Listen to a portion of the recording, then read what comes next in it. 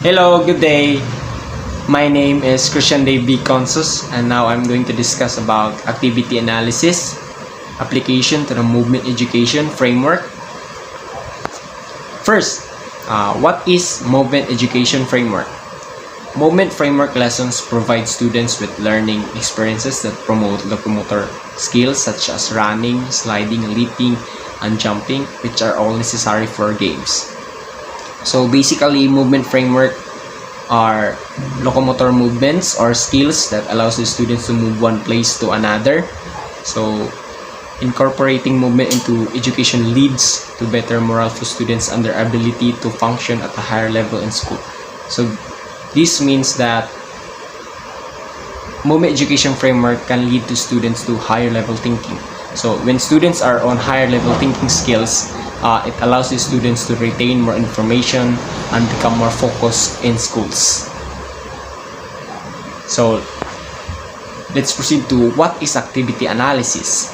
An activity analysis is a process to help you understand what movement concepts, movement categories, and movement elements are being emphasized in the presentation of a task or activity within a lesson. So this means that it helps you to it is basically analyzing an activity. So you're going to analyze what we're being the movement concepts, movement categories, and movement elements.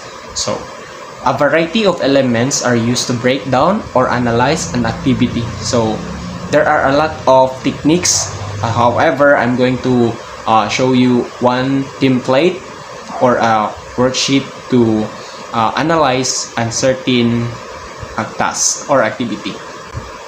So the purpose of this chapter is to guide you through the activity analysis process as it relates to the design development of movement education, movement concepts, and activities and lessons. So the 7-step process. So number 1, name the task. So students are going to name the task that they are doing. So number 2, write the current objective of the task or create one. Example, what is the overall intent? So what would be the result? What would be the objective of this task? So number 3 is using the name and objective, identify and list the most important movement concept or concepts. So this example is body, space, effort, and relationships. Is it going to be a part of the body, space, effort, or relationship? So number 4, identify and list the most important movement category or categories based on the previous list. So examples are reflexes, postural, what would be the posture of the students, rhythmic, the sequence, the rhythm of the students in the music, or etc, etc, and voluntary. So voluntary are voluntary muscles, voluntary doings, just like that. So number 5 is identify and list the most important movement element or elements based on the previous list. So example is effort. So what would be students doing?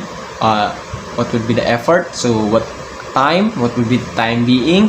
So space, objects. What are the objects being involved in this task? And people. What are the people being involved? Is it gonna be students, teachers, or any other people?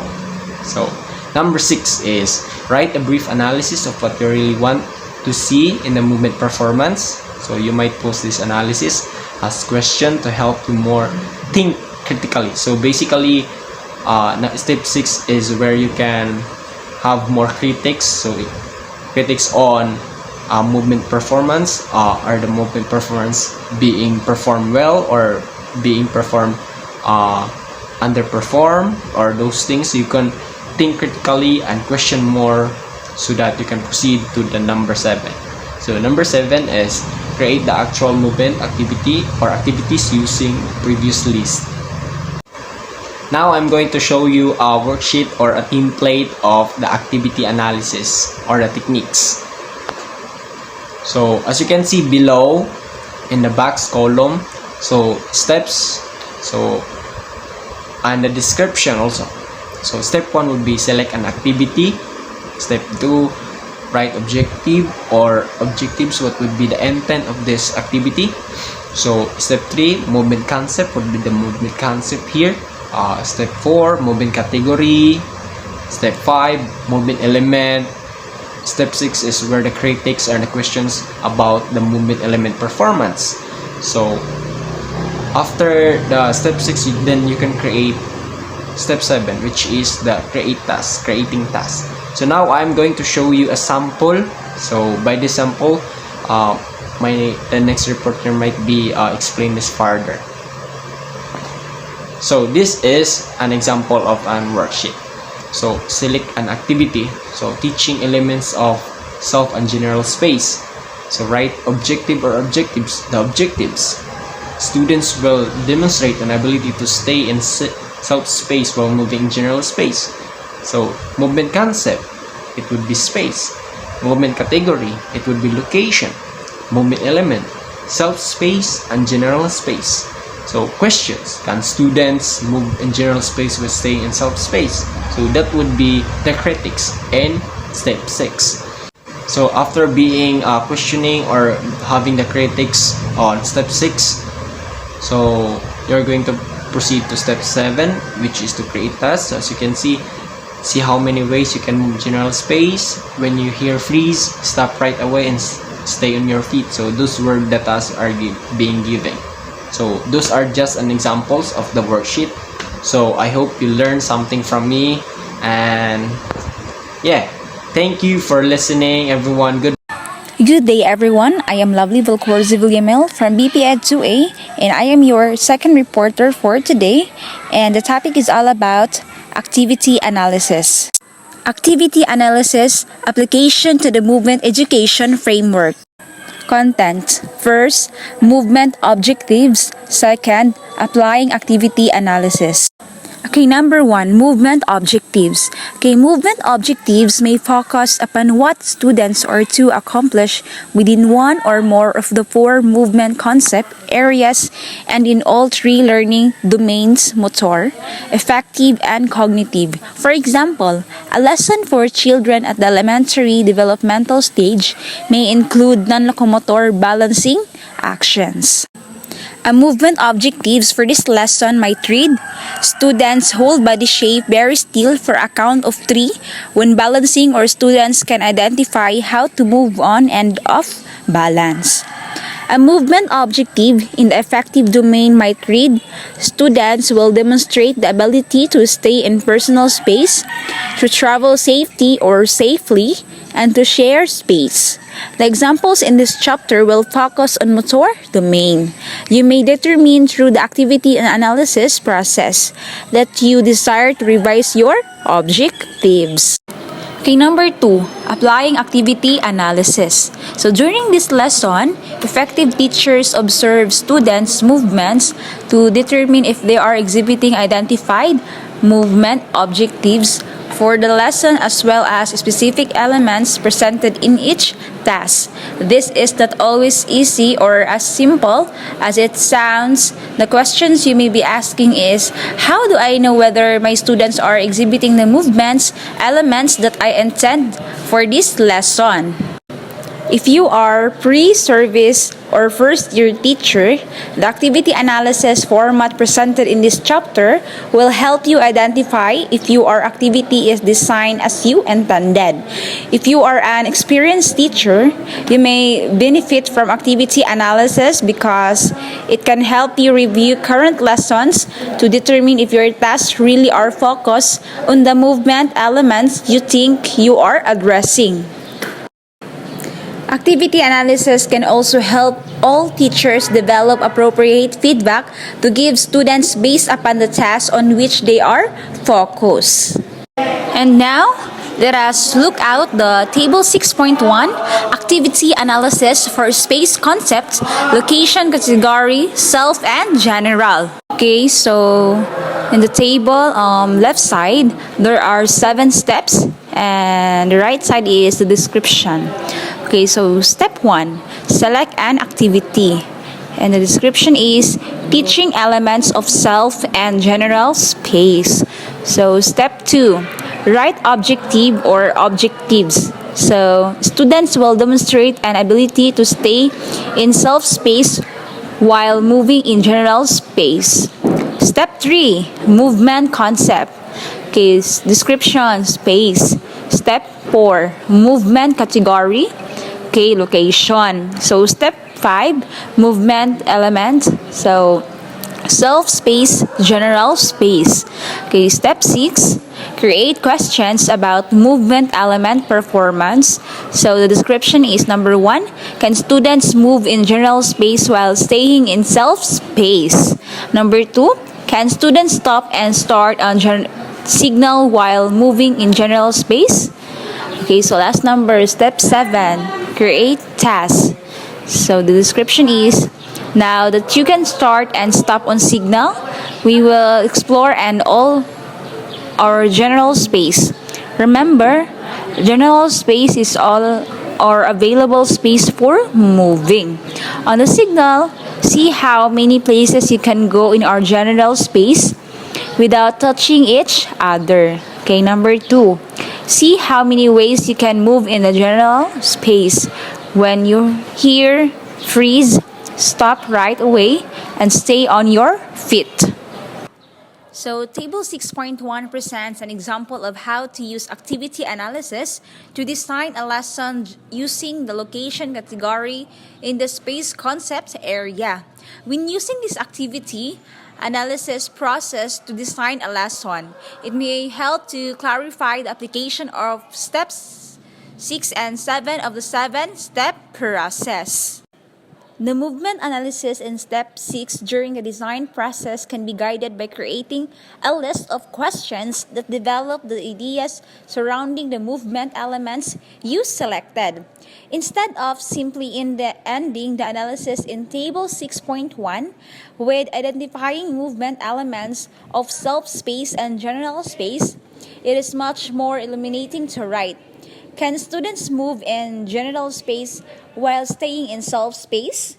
Because you made it really clear what you are looking for in step 6. Step 7, create development of the movement task by saying, now that you can start and stop on signal.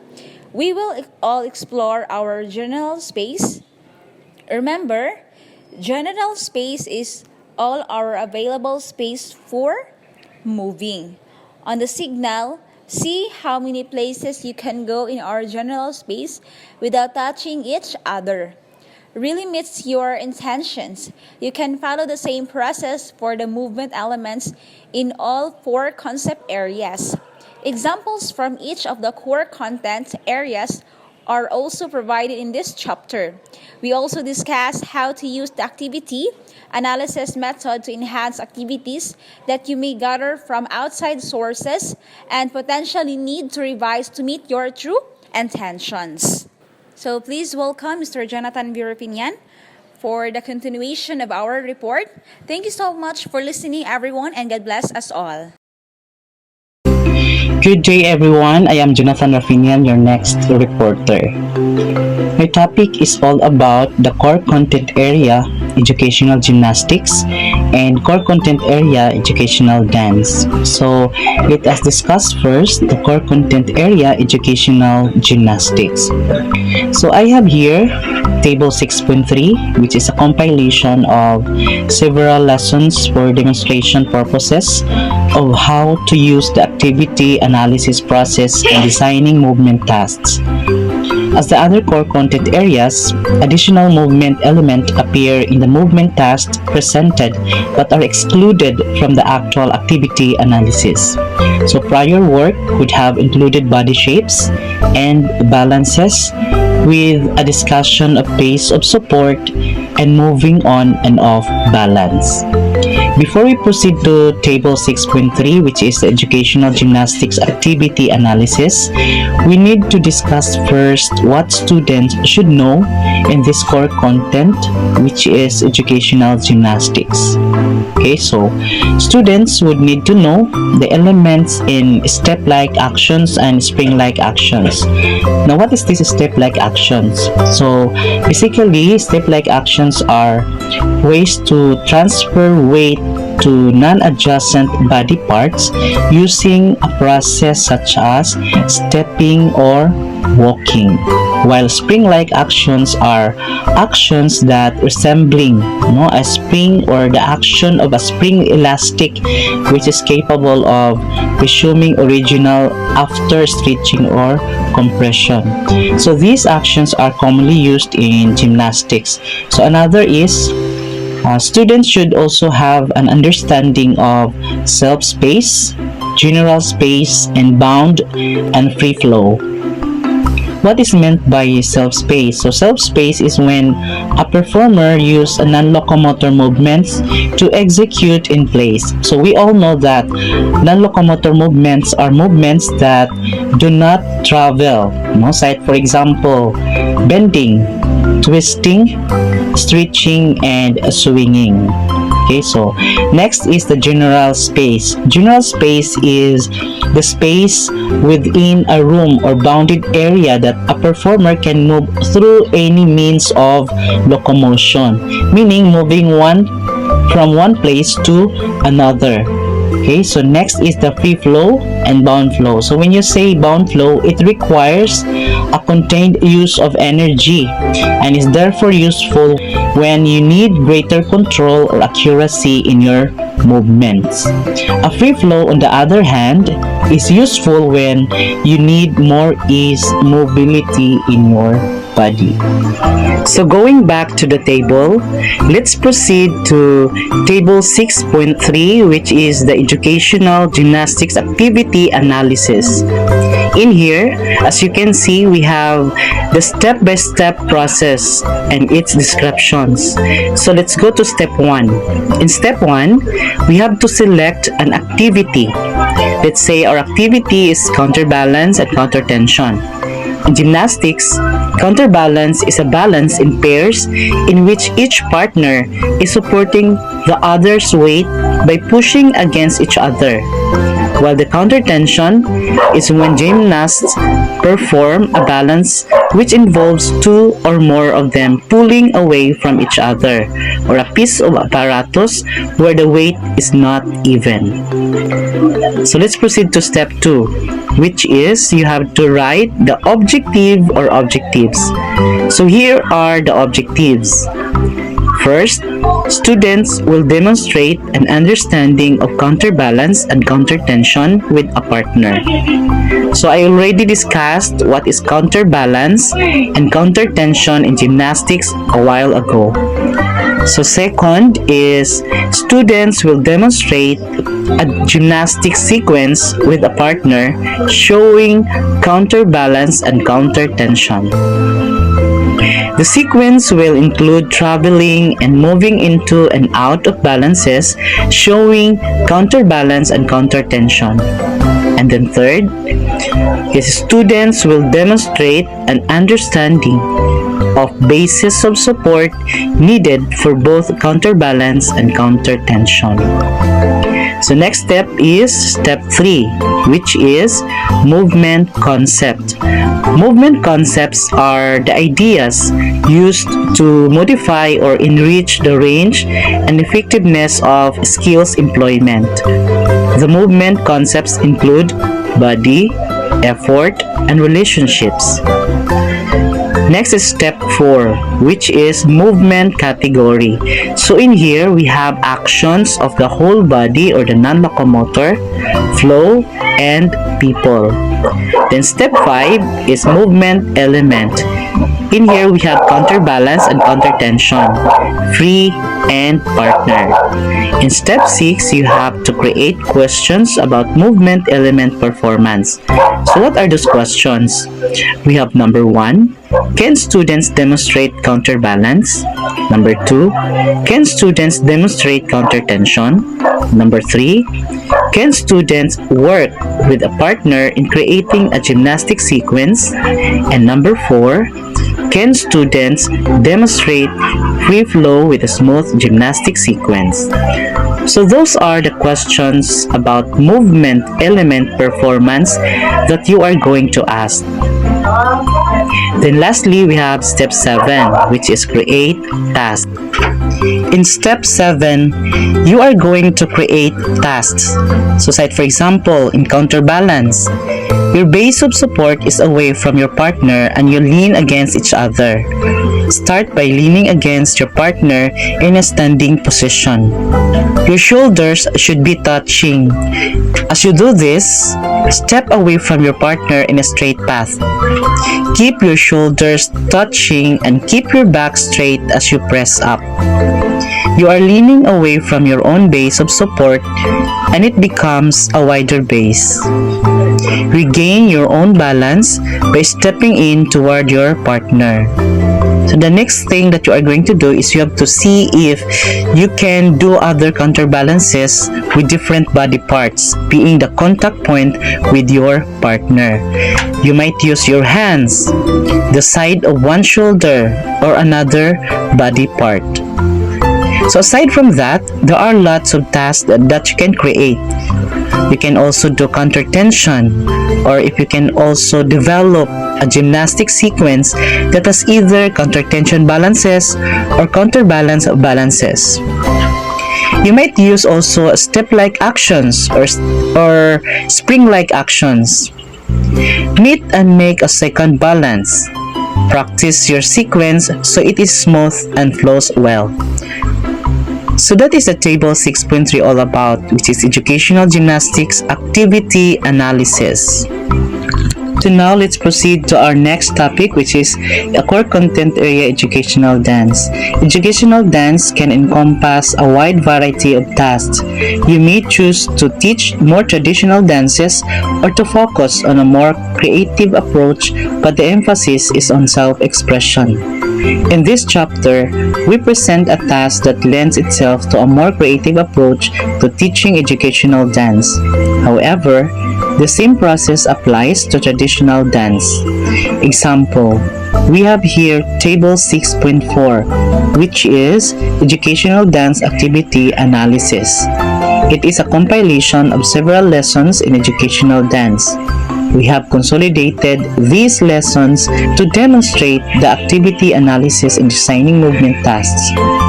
The following movement elements, while important to delivery of the lesson presented in Table 6.4, were intentionally not included in the activity analysis. Examples of what has been left out include: can students continue to work in their self-space? Can students move to the beat of a drum? Do students understand how to rise and sink?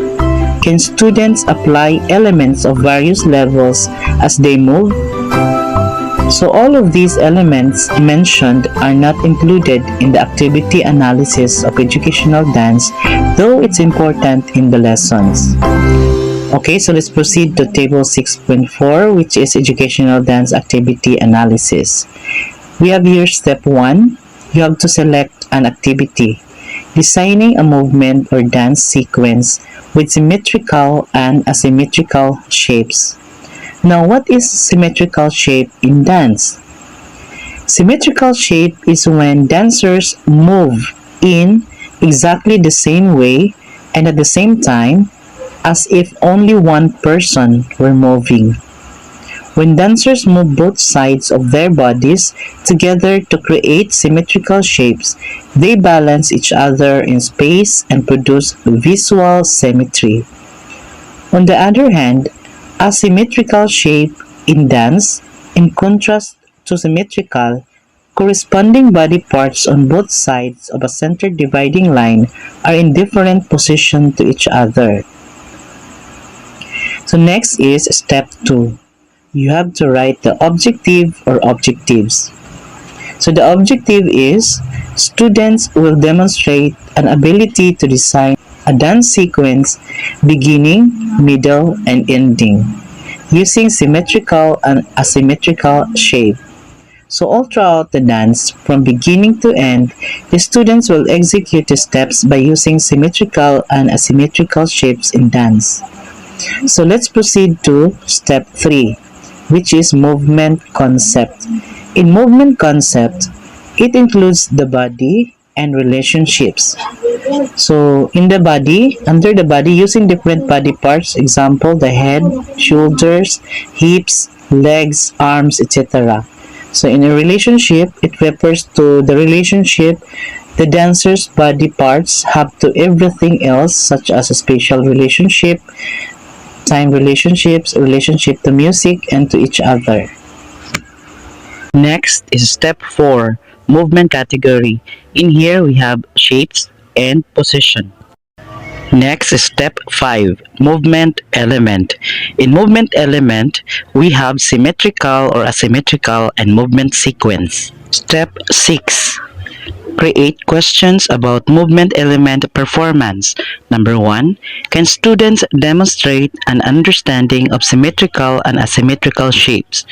Number 2, can students demonstrate an understanding of a movement sequence, definite beginning, middle, and end? And finally, step 7, create tasks. That is table 6.4, educational dance activity analysis. So that's all for my report. Once again, this has been Jonathan Rafinian. Thank you and God bless. Hello everyone, good day. I'm Hannah Jane A. Nujuma and I will be discussing the educational games and its activity analysis. Educational games can include a variety of skill themes. Movement Education Framework or MEF elements foster content understanding as well as improve skill acquisition. The example provided in Table 6.2 is a compilation of several lessons and is provided to demonstrate the application of activity analysis to the design of educational games movement tasks. Other movement elements, while they appear in the movement tasks presented in 6.2, are not excluded from the actual analysis. For example, students should already be able to demonstrate an understanding of self-space and general space. In addition, you may have already focused on partner relationships and so may not need to revisit the topic. Finally, students should be able to demonstrate an understanding of the relationships, elements of leading and following. These movement elements may be part of the movement language you use with the students, yet not be the main focus of your lesson. As you can see, this table 6.2 educational games activity analysis, it consists of steps and its description. So step 1, select an activity which dribbling with either hand. Step 2, write objective or objectives. So students will demonstrate the ability to dribble a ball with either hand when both stationary and traveling. Next is students will be able to apply changes in speed as they dribble. Step 3, movement concept, body, space, and effort. Step 4, movement category, actions of the whole body, which is manipulative, directions, and time. So step 5, movement element. Dribble, forward, backward, sideways, slow, fast, and acceleration. Step 6, create questions about movement element performance. First question, can students demonstrate an understanding of proper dribbling techniques? Second question, can students demonstrate an understanding of changes in speed as applied to dribbling a ball? And lastly, the third question, can students demonstrate an understanding of changes in direction while dribbling a ball? So step 7, the last step, which is create task.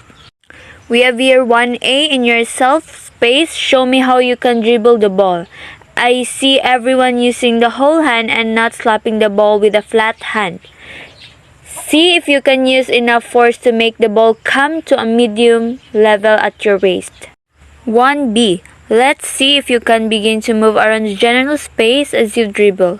Keep the ball at a medium level and use fingertips.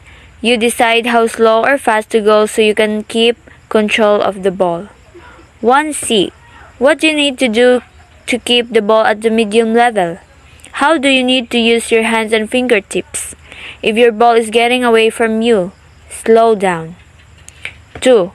Now start dribbling slowly and see if you can speed up and then slow down. Keep changing your speed and keep the ball close to you as you travel. Can you sometimes go slowly and sometimes more quickly? This is accelerating or changing speed. 3A. As you can continue to dribble, look for open spaces. If you come close to another person, stop quickly and change direction. 3B. See if you can dribble in one direction and then change and go in another direction. I will first give you a signal to change direction and then you will be able to decide on your own when to change direction. Sometimes you will be dribbling forward, sometimes backward, and sometimes sideways. 3C. We are going to play follow the leader. Followers will stay behind the leader and carefully watch the direction they are going and the hand they are dribbling with. Be ready to change your direction and your dribbling hand each time you see your leader change. Take turns being the leader and the follower. Hello everyone, how are you? Taguluan Community College, BPED 109 Applied Motor Control. I am Noel Eldoco Jr. from Bachelor of Physical Education 2A, and today we are going to discuss applying activity analysis to traditional activities. Are you ready to learn? Let's learn together. Activity analysis is a super technique to help you identify if you are truly using the movement elements in a lesson the way you really intended. It can also be used to analyze individual tasks and to revise older, more on traditional activities. And now let us look at the table 6.5 shows a movement activity analysis. Initial scooter tag activity analysis. So there are 7 steps and its description. In step 1, we are going to select an activity. An example of an activity is the scooter tag.